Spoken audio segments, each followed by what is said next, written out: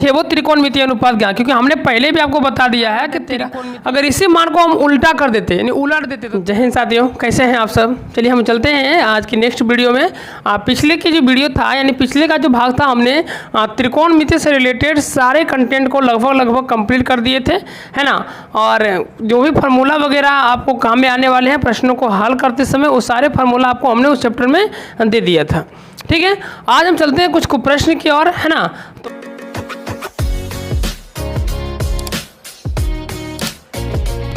प्रश्न यहाँ पर दिया गया है कि यदि किसी, है ना, यदि किसी त्रिभुज की आधार BC, त्रिभुज का तो दिया हुआ आधार है वो क्या है, BC है।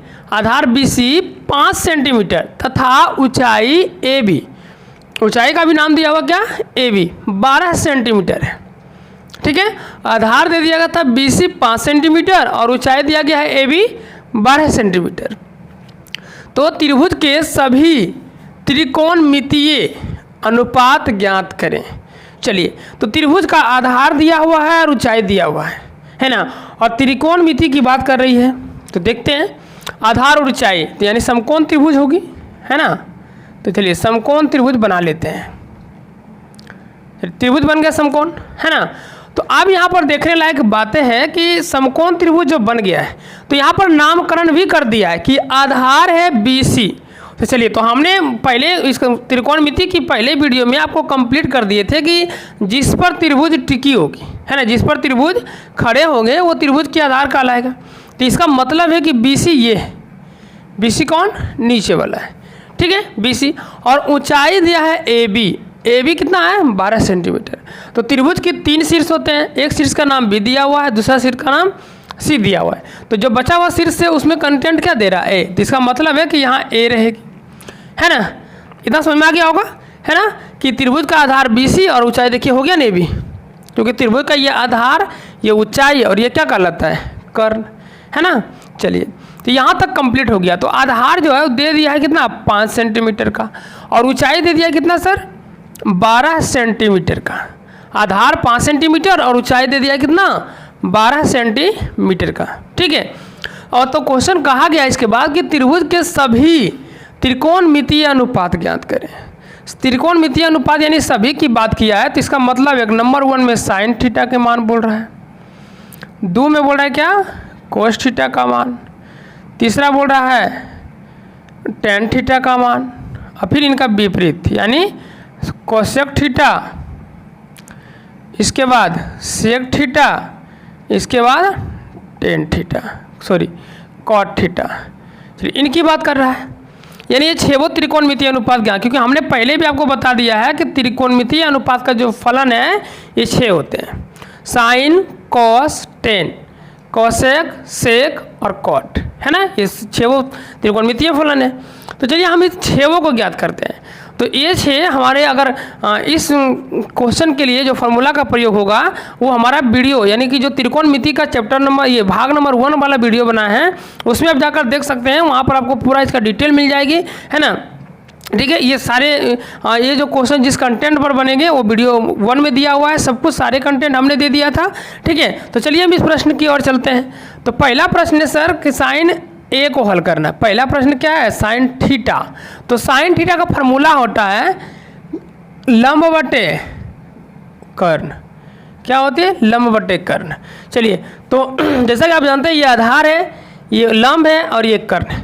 तो कर्ण तो हमें दिया हुआ ही नहीं है, तो सबसे पहले हम लोग ज्ञात कर लेते हैं कर्ण को। तो कर्ण का एक फार्मूला लिखाए थे, कर्ण बराबर लंब स्क्वायर प्लस आधार स्क्वायर, है ना। यहाँ भी स्क्वायर रहेगी, कर्ण स्क्वायर बराबर लंब स्क्वायर प्लस आधार स्क्वायर। ठीक है, कर्ण स्क्वायर बराबर लंब स्क्वायर प्लस आधार स्क्वायर। ठीक है, चलिए इसी को हम लोग बोलते थे पाइथागोरस प्रमेय भी, है ना। यही फार्मूला क्या कहलाती है, पाइथागोरस प्रमेय। तो यहाँ पर कर्ण का मान तो दिया हुआ है नहीं, लंब का दिया हुआ कितना, 12 का स्क्वायर प्लस आधार का मान कितना है, 5 का स्क्वायर। ठीक है, आइए कर्ण हो गया, कर्ण स्क्वायर बराबर, तो यहाँ से हो जाएगा बराबर है 44 से और प्लस 5 5 25।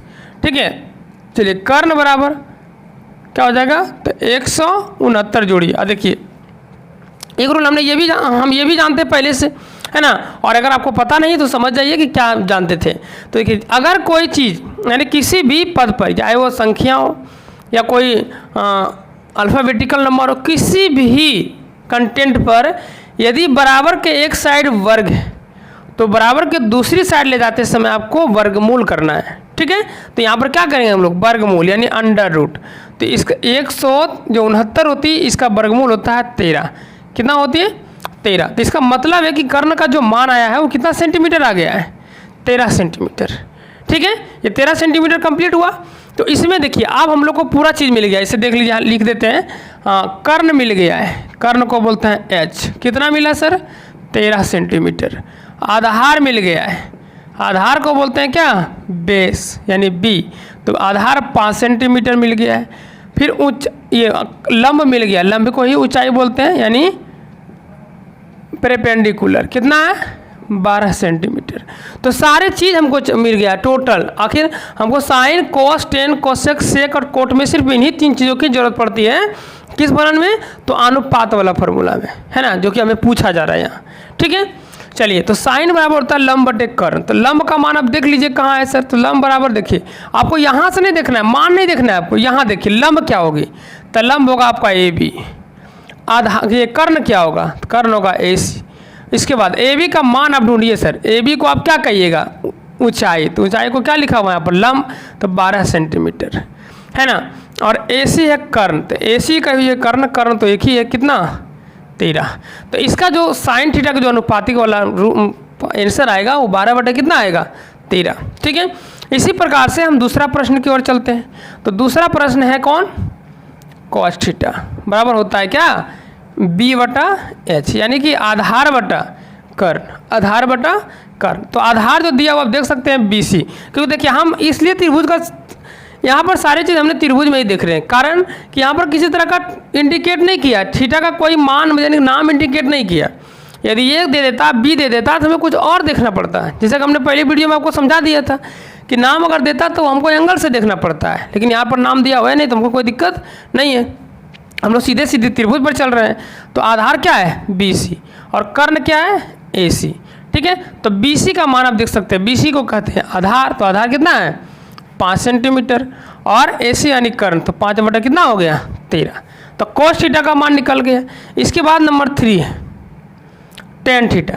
तो टेन थीटा को बोलते हैं क्या, लंब बटा कर्ण, ये हिंदी ही लिख देते हैं, लंब बटा आधार, सॉरी लंब बटा आधार। जैसे यहाँ पर अगर उस अनुसार से लिखें तो क्या लिखिएगा, पी बटा बी, पी बटा बी।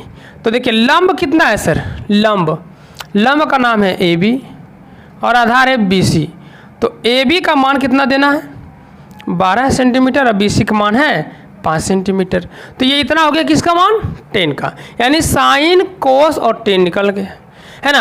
अब आगे का कोसेक, सेक और कोट निकालने के लिए अगर आप चाहें तो फार्मूला का यूज कर सकते हैं, क्योंकि नंबर 4 देखिए क्या दिया हुआ है, कोसेक थीटा बराबर होता है एच बटा पी, है ना, एच बटा पी। यानी देख सकते हैं, अगर हम हिंदी लिख के आपको दिखा दें तो क्या हो जाएगा, कर्ण बटे लंब होगा या नहीं होगा, तो कर्ण बटे लंब होगा। कर्ण बटे लंब को आप हल पे लेकर आइए, उसके बाद एक लॉजिक की बातें समझाते हैं आपको।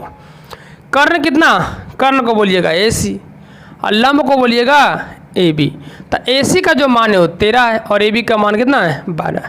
तो 12 बटे 13 आ गया, है ना। इसके बाद नंबर 5 को देख लीजिए आप। नंबर 5 में क्या है सर, तो नंबर 5 में सेक थीटा, यानी इसका फॉर्मूला होता है एच बटा बी, यानी अगर हिंदी की बात करें तो कर्ण बटा आधार।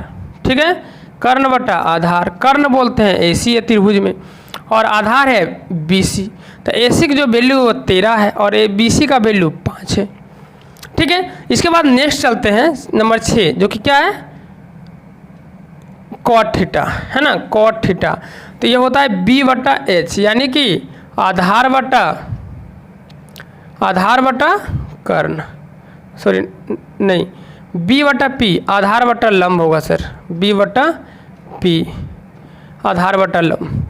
ठीक है, तो आधार बटा लंब होगा, तो आधार क्या है, बी सी, और लंब क्या है, ए बी। तो बी सी देखिए कितना है, 5, ए बी है 12, इतना हो गया इसका, है ना। तो यहाँ पर देखिए राज वाली बात बताने वाले ये थे कि राज वाली बातें यहाँ पर है ही। देखिए जैसे कि हमने टेन साइन निकाला, कोस निकाला, टेन निकाला, है ना। और हम शुरुआत से ये बातें कहते आ रहे हैं आपको कि इसके बाद जो 3 अनुपात होते हैं, चाहे कोसेक हो, सेक हो या कोट हो, ये तीनों इसका विपरीत होता है। साइन, कोस और टेन का क्या होते हैं? विपरीत। जैसे हमने कहा था साइन का विपरीत कोसेक, कोस का विपरीत सेक और टेन का विपरीत कोट होता है। तो इसका अगर आंसर यहाँ पर हम उलट भी देते तो काम चल जाता है। कोसेक का मान निकालते समय देखिए साइन का मान कितना आया था? 12/13। अगर इसी मान को हम उल्टा कर देते यानी उलट देते तो 13/12 आता कि नहीं आता, है ना। 13/12 आ जाता है, यानी अपोजिट होता है, व्युत्क्रम होता है इसका। एक बार देख लीजिए, कोस का मान आया कितना? 5/13। तो देखिए इसका 13/5 नहीं है क्या? जस्ट उल्टा, अपोजिट है या नहीं? विलोम है या नहीं? ये व्युत्क्रम कह सकते हैं इसको, व्युत्क्रम है या नहीं? एकदम है ना। इसके बाद 10 का आप देख लीजिए 12/5, देखिए 5/12 है कि नहीं। तो ये आपको बिल्कुल क्लियर हो गया होगा कि ये जो त्रिकोणमिति का 3 फलन है साइन, कोस और टेन, इसका जस्ट उल्टा होता है कौन? कोसेक, सेक और कॉट। ठीक है, यहाँ तक क्लियर आपको हो गया होगा, है ना। ये पूरी उम्मीद है कि ये इस तरह के प्रश्न कोई भी आएंगे तो आप इसको हल कर लेंगे। ठीक है, चलिए। तो आशाएं हमको है कि जो भी प्रश्न हमने आपको समझाया है ना, आज बिल्कुल ही आसानी तरीके से आप समझ गए होंगे। चलेंगे हम लोग, आएंगे आप नेक्स्ट क्लासेस को लेकर आपके साथ नई क्वेश्चन के अंदाज में, और हम देखते हैं कि आप लोग से कितना प्रश्न बन पाती है। तो आज के लिए हम लोग यहीं रहते हैं, तब तक के लिए जय हिंद। मिलते हैं कल आपकी नई वीडियो में।